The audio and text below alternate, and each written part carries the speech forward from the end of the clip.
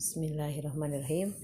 Alhamdulillah anak-anak kita bertemu di kelas 3 Sanawiyah, dan kita akan belajar kembali mengenai pelajaran sejarah kebudayaan Islam yang selama 4 bulan ke belakang ini kita tidak pernah lagi berbicara, berkumpul, akan belajar tentang sejarah kebudayaan Islam. Pada pelajaran SKI kelas 1 kita belajar mengenai sejarah Nabi Muhammad, sejarah Khulafaur Rasyidin, sejarah dinasti Umayyah, sejarah Salahuddin Al-Ayyubi, dan sejarah Bani Abbasiyah. Pada kelas 3 ini kita belajar mengenai sejarah masuknya Islam di Nusantara. Siapakah yang menyebarkannya, tahun berapakah datangnya, dan ini menjadi perdebatan sebenarnya karena masing-masing teori mempunyai bukti yang kemungkinan akurat. Di sini disebutkan nomor 1, proses masuknya Islam di Nusantara. 1.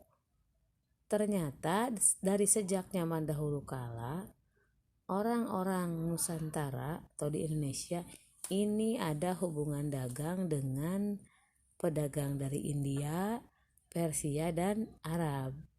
Sehingga pada abad ke-7 ada indikasi hubungan diplomatik, politik, dan perdagangan antara kerajaan Sriwijaya di Indonesia dan dinasti Bani Umayyah di Damaskus, yaitu negara di kawasan Timur Tengah. Para ahli banyak sepakat bahwa Islam masuk ke Indonesia ini melalui perdagangan yang berasal dari Arab. Kemudian karena pelabuhannya dikuasai oleh Portugis, maka para pedagang beralih ke pelabuhan Banda Aceh dan kemudian mulailah memberikan pengaruh di Aceh. Nomor 2, apa buktinya bahwa Islam disebarkan abad ke-7, bahwa Islam disebarkan dari India, bahwa Islam disebarkan dari Persia, bahwa Islam juga disebarkan dari orang-orang Arab.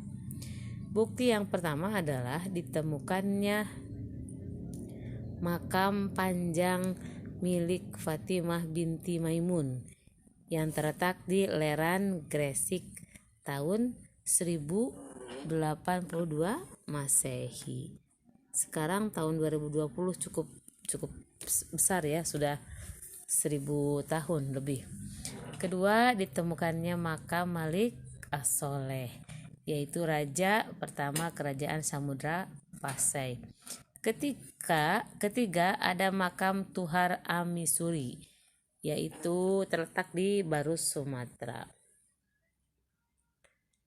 Islam masuk ke Indonesia melalui beberapa cara. Yang pertama adalah melalui perdagangan.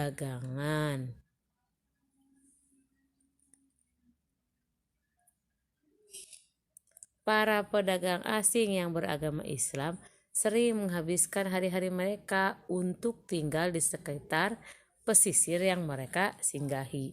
Selama itulah diduga terjadi interaksi yang lebih dekat antara penduduk pribumi dengan pedagang asing Muslim terjalin.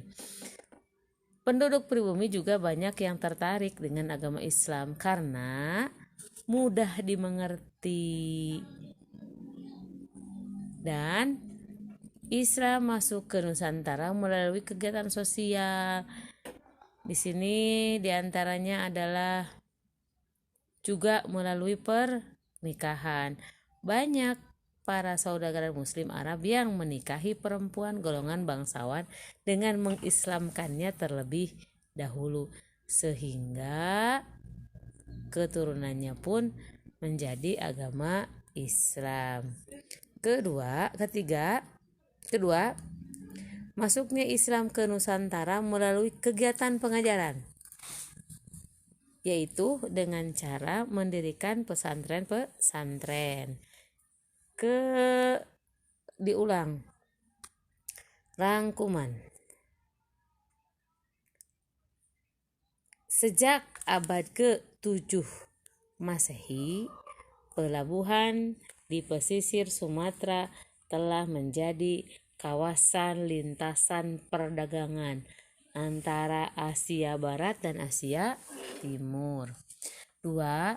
Adanya kegiatan perdagangan antara Barat dan Timur di wilayah Asia yang melewati Asia Tenggara dikarenakan adanya jalinan kerjasama antara 3 kerajaan besar, yaitu Bani Umayyah di Asia Barat, Sriwijaya di Asia Tenggara, dan dinasti Tang di Asia Timur.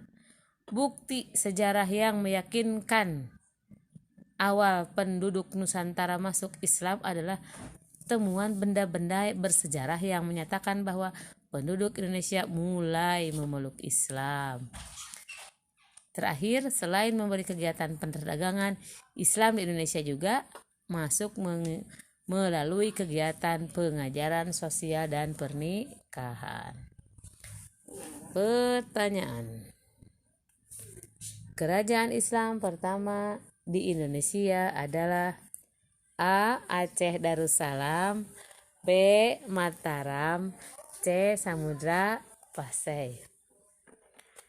Dari bukti sejarah yang meyakinkan, Islam dianut oleh penduduk Nusantara sekitar abad A. 7 Masehi, B. 11 Masehi, C. 3 Masehi. Pertanyaan nomor 3. Agama Islam masuk ke Nusantara dengan cara A. Damai, B. Peperangan, C. Pemaksaan. Barangkali ini yang bisa Ibu sampaikan.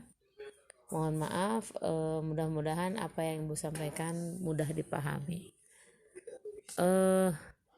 Untuk tugas selanjutnya, silahkan cari beberapa bukti bahwa Islam masuk ke Indonesia abad ke-7, abad ke-11, dan abad ke-13.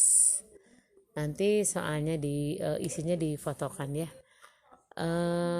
Akhiri dengan doa, mudah-mudahan musibah yang terjadi cepat berakhir dan mudah-mudahan kita bisa langsung bertatap muka. Assalamualaikum warahmatullahi wabarakatuh.